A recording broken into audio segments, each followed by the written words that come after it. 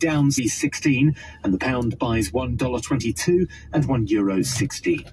LBC weather dry and fine for much of England and Wales, warm especially in the southeast, cloudy, windy and with some rain at times for Scotland, Northern Ireland and the northwest, a high of 22 degrees. From Global's newsroom for LBC, I'm Simon Conway.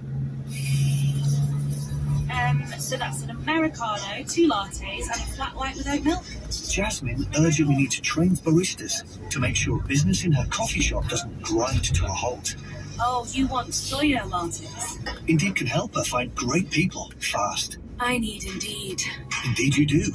With Indeed Instant Match, we immediately show you candidates whose CVs on Indeed meet your sponsored job description. Start hiring. Visit Indeed.com/try today. This is LBC from Global, leading Britain's conversation with James O'Brien.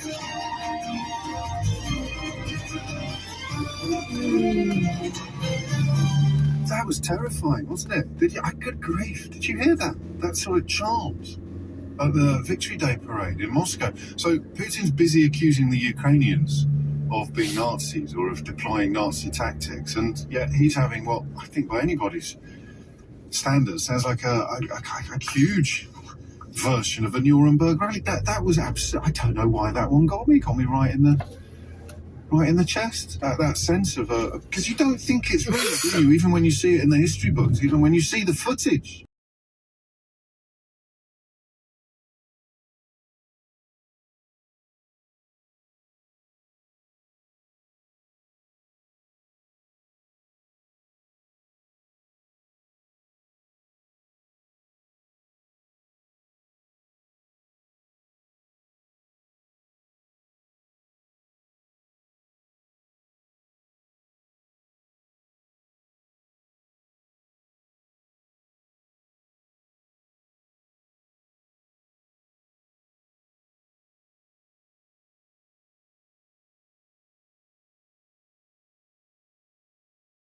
Pretty much since this started, and then that astonishing display in Red Square yesterday. Historically, that sort of display in this sort of context presages far worse things, and yet the spark doesn't quite move from one ball to the other.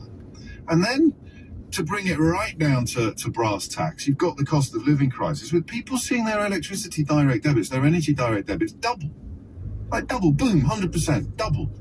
And some research this morning showing that more than 2 million Britons in the UK, this is adults, have gone without food for a whole day over the past month because they cannot afford to eat.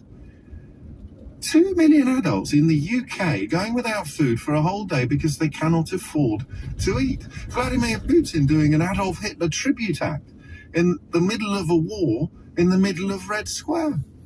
And then almost, it's not trivial, but against the backdrop of modern British history, the events in Northern Ireland at the end of last week are absolutely staggering. It's a morning, isn't it? It's certainly a morning. I think we'll have to rely upon each other to introduce a little bit of light and levity into proceedings. But my goodness me, the news agenda, for want of a better word, is huge. I'm not even going to use adjectives like grim. It's just huge. These are huge stories unfolding. It's hard to know where to start. And the problem I have, don't start, all right, I've got lots of problems, but the one I'm thinking of particularly at this point in time is best described, I think, by that spark. I don't know how to do it sometimes. How do we communicate to each other?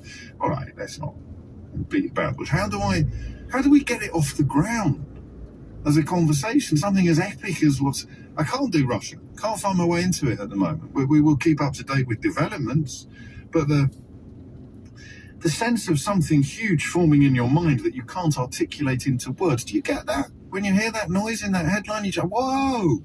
I'm going to try and do it with the cost of living today. I need to do it differently. I don't want to just invite you on to tell me how awful it is for you, because for two reasons. Number one, we know now, I don't think anyone's in denial, except perhaps the ghastliest elements of the right wing in this country. And I don't know that it makes much difference. It doesn't help the spark. Well, it does help the spark move across from one ball to the other, but not as completely as I want it to. So I've got a couple of ideas about how we might try and bring the cost of living crisis to life in ways that we haven't done so before for people who perhaps remain unmoved by it or for whom the spark isn't landing. And similarly with Northern Ireland. So I'm going to stop apologising now for not having a better grasp of Northern Irish politics, because I've come to a realisation over the weekend. I was in Glasgow on Friday night and I had a magnificent time. I'd like to say thank you to the whole of Glasgow for making me feel so welcome, particularly to Shona, who gave me a tapestry of my own face, which I mean, there's some words I never thought, no, Keith, you can't have it. I'm keeping it for myself. Mrs. O'Brien has already got dibs. I had a lovely, lovely time in Glasgow, but I did come away with one slight embarrassment, and it was I found myself on stage in Scotland's second city and saying the words, anyone who's listened to the show will know that my grasp of Scottish politics isn't as good as it should be. And actually I thought it is better than that, and it was a silly thing to say on stage in Glasgow. And my grasp of Northern Irish politics is pretty good too, thanks to you. But what I can't do, which I've been able to do with English politics for the last 6 years, what I can't do is look at the mess and tell you exactly what is going to happen next.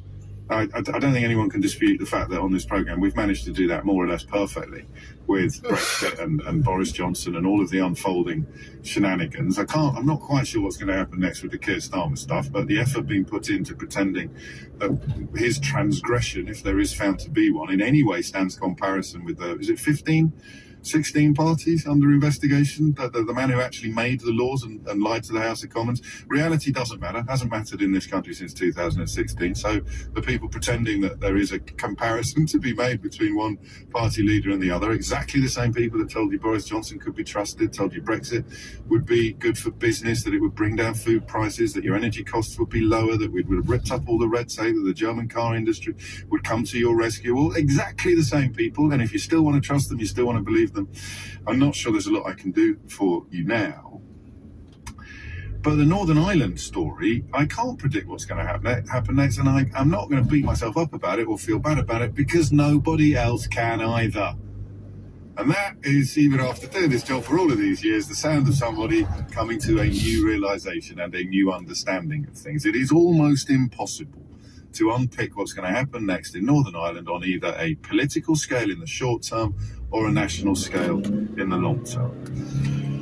It is, however, more than likely that your insight into that question is better than mine. So I will begin with the phone number, as we always should. 0345 6060973 is the number you need if you want to have a crack at answering the question that I think is I'm going to do you a nice, big, simple question to which you can bring as many complications and nuances as you please. So it's a big tent question, but inside our big tent, there is room for a lot of other little conversations. And the big question is, and I'm going to go all in on it, is Irish unification now inevitable? Do you know that there's a Star Trek plotline where Data describes it as having happened in 2024? That would be quite a turn-up for the scriptwriters, wouldn't it? It would be Next Generation, wouldn't it, if Data is in it? But they have it as 2024, Irish unification. And I mentioned my age a few times at the top of this because it's incredible to reflect upon the words I just said out loud. Let me say some even more stunning words. I mean, Sinn Féin, for younger listeners, was the political wing of the IRA, which was a prescribed terrorist organisation in this country, responsible for atrocities and murders on a frankly unbelievable scale. Far more than anything undertaken by Islamist fundamentalists, for example. I mean, thankfully, that the attempts to kind of paint everyone with an Irish name in this country as being complicit in IRA atrocities never quite worked. It never quite landed in the way that the far right managed to do it with Islamist atrocities for every Muslim in the country. But the conversation about Irish unification and the idea that Sinn Féin, which has disassociated itself from the IRA, but remains historically, it was the political wing of the IRA. In my lifetime in this country, again for younger listeners, they would interview members of Sinn Féin on British television with someone else's voice reading out the words that they'd said. For reasons that I can't quite remember, but Margaret Thatcher decided that we shouldn't be allowed to hear the actual voices of the actual members of the actual political wing of the IRA. Therefore, they would be interviewed, but an actor would read out their words and they'd sort of lip sync it to people like Jerry Adams talking on the telly. nothing's going to happen overnight.